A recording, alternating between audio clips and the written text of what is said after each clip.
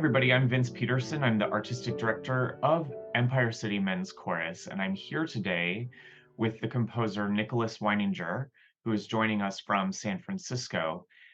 We are very excited at ECMC to be doing an intermezzo concert this year, which is something that we have occasionally done in the past seasons with myself as the artistic director.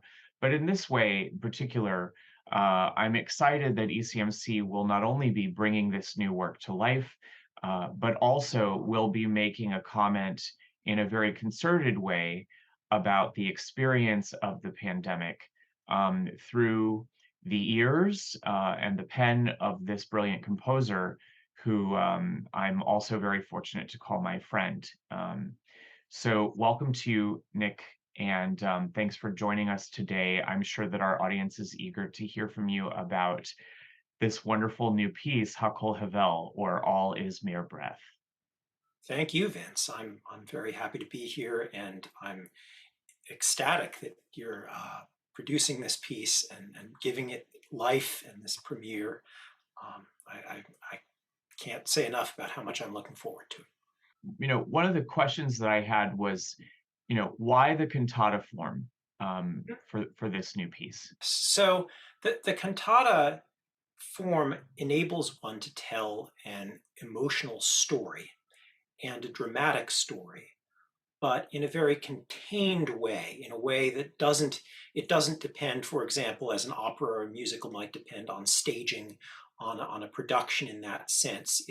It situates the story purely in the music and the musical development. And it's able to be produced within sort of a reasonable concert set of parameters, but it's still expansive enough to tell a story that takes the listener on journey, Mhm, to tell a story that has nuance, that has different emotional components to it, and mhm. different characters in it. I wonder if you studied any other cantatas, uh, in preparation for writing this piece. Did you look at any of the other existing repertoire? I'll say a few things about that. First and foremost, I have to say a little about Rejoice in the Lamb, Benjamin Britten's cantata from, I believe, 1941 or 42. I was privileged to sing it in high school choir when I was in 10th grade. And it was something of a boot camp experience for me. It was the first major choral work of that kind of sophistication that I'd been part of. I imprinted on a lot of things about that, about the structure of starting with a kind of a choral statement, a powerful sort of philosophical choral statement, and then kind of putting spotlights on different characters who say different things, and then bringing it back again and again to choral statements of the main emotional themes in the work. I think that kind of structure is certainly something I've emulated in Hakol Hevel. Um, and also the themes of going back and forth between despair and deliverance. Hmm. Right, Britten's narrator is in an insane asylum, Right. and despairing at that, but also trusting in his religious belief, in his deliverance, Hmm. and so both that kind of emotional juxtaposition and specifically the idea of the challenging emotions one gets from a feeling of confinement. Hmm. Right, I think those are both significant influences on Hakol Hevel. What an interesting parallel of that sense of confinement and darkness that one feels and that we all felt during the pandemic to Britain's great work. I hadn't actually drawn that parallel myself, and I appreciate that very much. It resonates with me. And the other thing I'll say about emotional and structural models that stands out to me, I had looked at the scores for several Bach cantatas, Hmm. and there is one particular fugue, actually, I think, on the words "Es ist der alte Bund, Mensch, du musst sterben," right? Man, thou 106. must Yeah, die. Cantata 106. 106. that I think is certainly a thematic influence on Hakol Hevel, because so much of it is about the fragility of life and facing the Mm. possibility of death. You've got an interesting sort of cohort of soloists. We have a Mhm. soprano and a mezzo soloist and a baritone soloist, and we've left out the tenor soloist, which I think Yes. is really interesting because I happen to know that you yourself are a tenor, Yes. both in your voice lessons as a soloist, but also mainly as a choral singer. Mhm. And yeah, tell us about the choice for these particular voices and how it plays out in Hakol Hevel. I wanted to have as many characters as were necessary to convey the emotional range of the piece and no more. There are particular emotional places that each character is in, right? The Yeah. baritone is the philosopher Mm. of the three, is talking about how all is mere breath and hurting the wind, talking about transience and anxiety, and Perhaps even the rabbi, so to speak. yes, Yeah. yes. Also maybe, yeah, making some of the spiritual points. Yeah. Um, the soprano um, is, initially really talking about the despair and um, the ache for rescue, and then later on, talking about what it feels like to be rescued. There is also an emotional struggle Mm. with all of the challenges that come through struggle and anger and catharsis and kind of a roiling mass of emotions that I've put in the hands and the voice of the mezzo soprano. Knowing, of course, that there is always room for growth or change or evolution as the piece really comes out of your body, out of living in your body, and then is living out there in the world. You know, um, this this space between the conception of a piece for a composer and the enlivening of a piece out in the ether, out in the air for real, is a very sacred ground for me, Mm, as a conductor and as a yeah, composer. It's a place of deep empathy, and it's a very tender place um, for humans who make music. Uh, sure. and I'm very glad to be in it with you. I know that that you sort of identify more culturally as Correct. Jewish, that you're Yes. not particularly a practicing Jew. You're Yes. not going to, Mhm. having Shabbos dinner every Friday and going to shul every Saturday, so on and so forth. Correct. Um, and I want to ask you about this because I have now premiered several of your works, which Mhm. postures me well to premiere this one, I hope. Yes. Um, but all of them have been on Hebrew texts Mhm. that I've done. Can you talk a little bit about your inclination with, you know, the Jewish culture, with Yes. Hebrew texts, why so much of your energy is going into that, and a little bit about that in general? First of all, as you say, I was raised culturally Jewish. I certainly identify as culturally Jewish.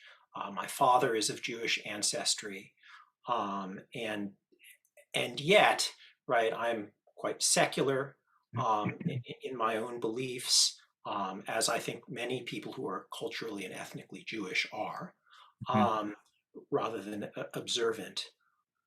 But the there are a number of attractions of Hebrew and of the Hebrew Bible.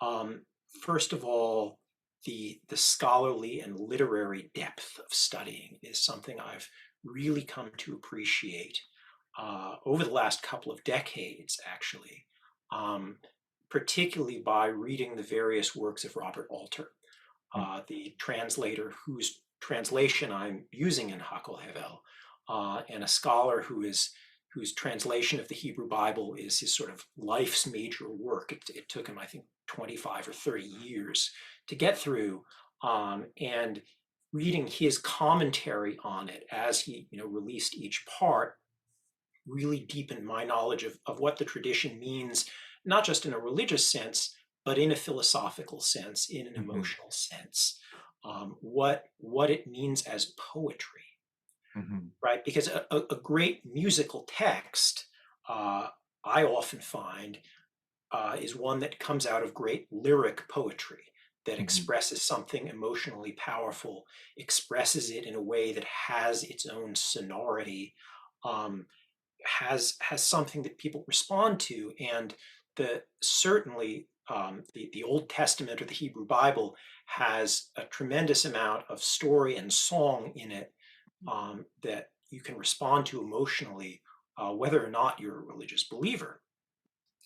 And the Hebrew language of it, of the Hebrew Bible in particular, has a particular and distinctive kind of poetic rhythm and sonority that Alter talks a lot about because he's trying to render that as faithfully as he can into English, which is Mhm. hard because of Mhm. the compactness of Hebrew, because of the different way it's grammatically structured.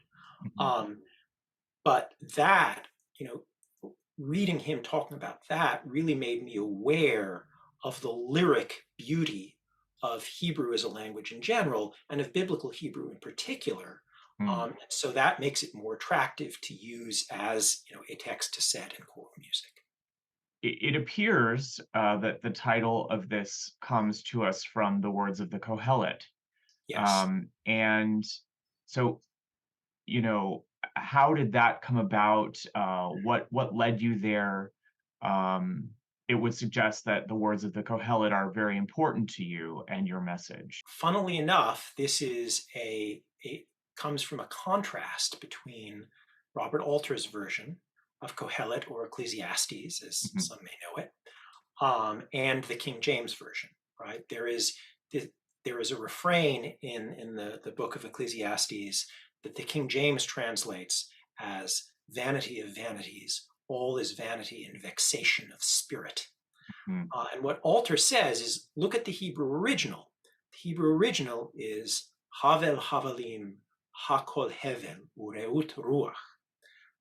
I'm not a native speaker of Hebrew. Apologies to Hebrew speakers if that's not great. But um, what he's saying is that Hevel, that central word, means breath.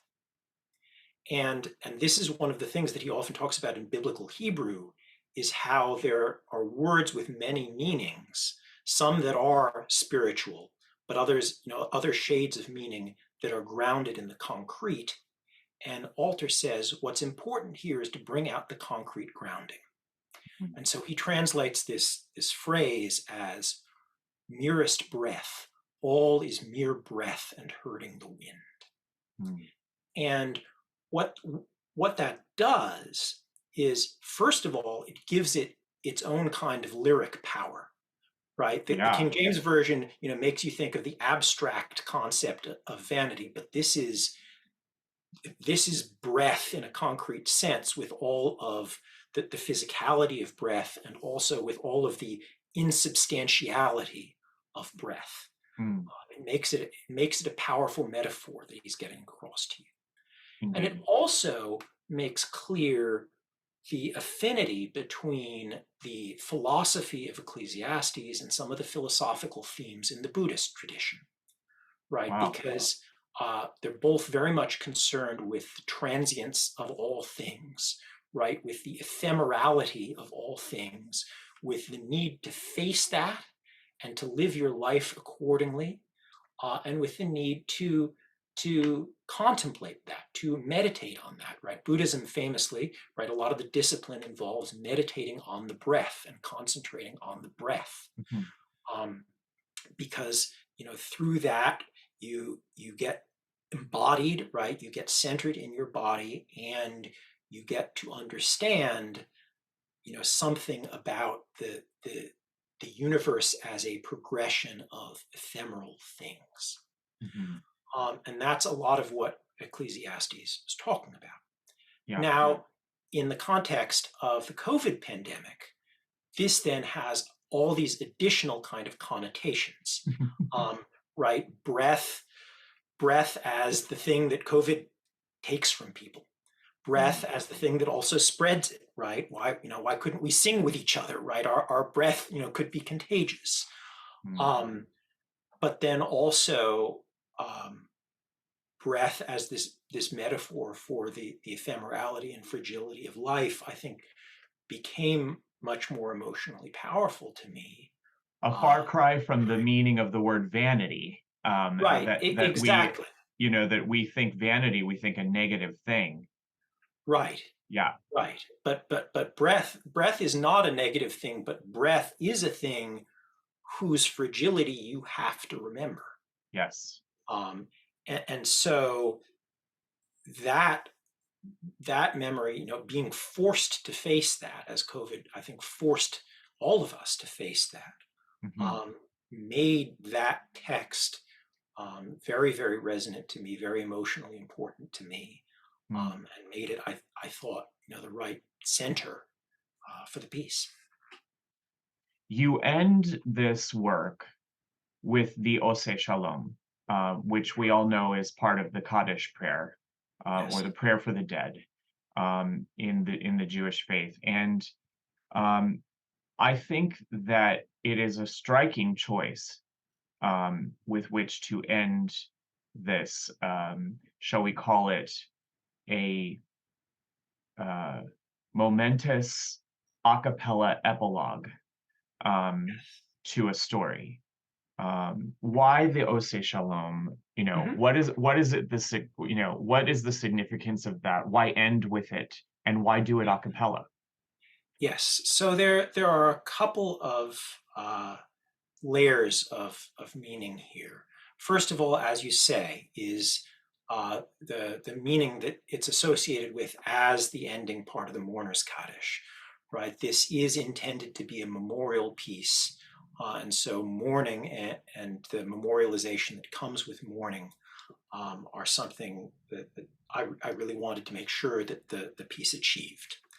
Um, Also, the literal text of it, I think, is relevant. At the end of all of this sort of this emotional challenge and emotional struggle, what the prayer says is, may he that brings peace in the heavens bring peace also for us and for all Israel and for all who dwell on earth. And that's something that I really do want to wish everyone after all we've been through. Mm, mm, And so setting that text is also my way of doing that. mhm, Um, and in terms of setting it a cappella, partly that is a structural thing, right? The often joyfully contrapuntal, a cappella choral movement, or minimally accompanied choral movement, is certainly a feature of many other major choral works that I admire, mm, including some of, like, you think of the intricate Bach, chorale and fugue kind of things that he ends with. mhm, You think of Hallelujah from the Heart of God, that ends Rejoice in the Lamb, and the way all of those layers build on each other mm. in that movement. Um, I'm I'm trying to do something a little more harmonically complicated than Britain does, which I know is part of the challenge of doing that movement a cappella. But part of the reason that I want to do it that way is to bring together the major themes and motifs, to put them in conversation with each other, and to put them in the voice, to make clear their humanity of expression. And so, several of the different sequences and techniques and juxtapositions are all kind of tied together there, in that movement as a summary. And I wanted the voices to really have the last word in this kind of chorally centered work. If I am a person who is not Jewish, Mhm. either by culture or by faith or both, and I come to hear this piece, um, what do you want my experience to be? I want the experience to be for that kind of audience member something that maybe takes them out of the emotional and spiritual idioms they may be familiar with Mm, for representing these kinds of emotions and doing these kinds of things, doing the memorializing, doing the mourning, and so forth, but also makes their universality clear, right? And certainly the fact that the soloists sing in English helps achieve that. mhm, Um, I also think that, again, some of the affinities of Ecclesiastes in particular, to which I return to several different verses uh, from Ecclesiastes in different movements. I think that repetition is something that people can find a lot in from very different philosophical worldviews and traditions. right. And um, and there's a lot there that I hope will be perceptible as just raw human emotion, um, that can be perceived independently of all Mhm, of the sort of spiritual and scholarly and philosophical context. mhm. There's a couple of points where, especially the soprano and the mezzo soprano, soloist are practically roaring. Um, that's going to be an interesting challenge for them. Um, but against that, the chorus providing um, a ground of of both awe and reassurance, Mm. I think is something that people can take away from it, regardless of background. But Yeah. I think that there really is no instrument or ensemble that can generate empathy um, between human beings more or more effectively than the chorus. Um, I know at this point you've had only one occasion to hear ECMC sing Yes. through some of the movements of this when you were visiting us in the fall. And of course, now we've returned to rehearsing this after completing our holiday concert cycle. Um, what are your impressions of the chorus, and do you feel confident that the chorus will be, the right group to bring this to life? And tell us what you're excited about, what you're wondering about, any of that. I had a terrific time in October at this rehearsal, and I was really blown away by some of the moments of emotional expression that the chorus achieved. We had the opportunity to have some of the same conversation about process and about meaning and about form.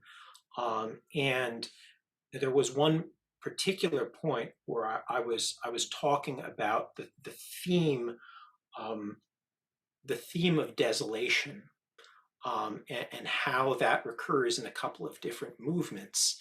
And after talking about that a little bit, the chorus sang one of the saddest passages from the second movement, the Lamentations Mhm. movement, saying, look upon our disgrace, look what has befallen us. Um, at the cost of our lives, we got bread because of the desert sword. Another incredible metaphor, right? Lyrical metaphor coming out of the scriptures. And they really got it. And it had the sense of numinousness, as well as the emotional expression, um, Mm, that can take you to a very deep place. mm, Um, one of the one of the things that I love about ECMC is its range, right? Literal and figurative. It's the one of the things that I think is great about writing for a tenor bass ensemble is that you can draw on the particular traditions and particular powers of that. And for in my case, that's especially the Russian Orthodox liturgical tradition. I've taken enough Russian. I've spent enough time in Russia. I've had enough contact with Russian culture Mm. to get an appreciation for the power of that tradition. And it's partly about the deep bass, and there's some deep bass moments, right, in Hakol Hevel that give you that. But it's partly about the anguish of the top tenor too, and the ways in which those um, the changes of register and the changes of chord can surprise you in that range, Mhm. can really take you aback. And I know it's a very difficult task, right, in that range sometimes to lock, to lock chords in general, but specifically to lock the sorts of chords that I've written. Um, but when you do, you get a wow effect. And I've Mm. heard that several times in the rehearsal. And so I am really, really looking forward to hearing how that develops, um, whether the things that make me go wow are the same things that make others do the same. I share your sentiments. I think it's a wonderful choir, and the tenor bass configuration for choral music is a very golden sound that has a deep capacity for wisdom, for communicating wisdom and tradition. And nowadays, as a choral director, I have to be very discerning about when to tap that type of writing and tap that kind of, singing. Mhm. Um, and if there were ever a modern example of when to tap it and when to use it for the betterment of the listener, the betterment of our community, I would say it is embodied in this piece, for Thank you. sure. As I said before, it is a privilege and an honor for me to walk this sacred ground with you as my companion.